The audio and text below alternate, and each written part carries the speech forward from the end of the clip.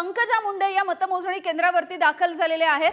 बीडमध्ये अगदी शेवटच्या 2 मतमोजणीच्या फेऱ्या सुरू आहेत आणि त्यामुळे ट्विस्ट अगदी मिनिटाला वाढताना दिसतोय. अगदी काही मतांच्या फरकाने पंकजा मुंडे या काहीशा मागे होत्या, मात्र आता 400 अंकांनी त्यांनी आघाडी घेतल्याचं कळतंय.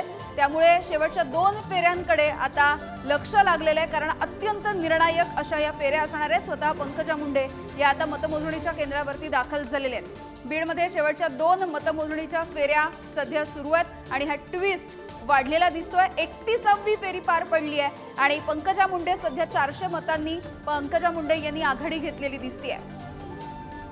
बजरंग सोनावणे यांचं आव्हान होतं. गेल्या वेळेला धनंजय मुंडे, बजरंग सोनावणे हे एका बाजूला होते, मात्र यंदाच्या वेळेला पंकजा मुंडे आणि धनंजय मुंडे हे एका बाजूला असताना त्यांच्या विरोधामध्ये बजरंग सोनावणे यांचं आव्हान होतं. भाजप विरुद्ध राष्ट्रवादी अशी ही लढत झालेली होती आणि शेवटच्या फेरीची उत्सुकता लागलेली आहे. शेवटच्या 2 फेऱ्या आहेत अत्यंत निर्णायक आणि चुरशीच्या, कारण अटीतटीची काटेकी टक्कर ज्याला आपण म्हणतो, ट्विस्ट वाढताना दिसतोय या मतदारसंघामधला. तर पंकजा मुंडे यांचे समर्थक, त्यांचे कार्यकर्ते सुद्धा पंकजा मुंडे यांच्या सोबत या मतमोजणीच्या केंद्रावरती दाखल झालेले बघायला मिळतात.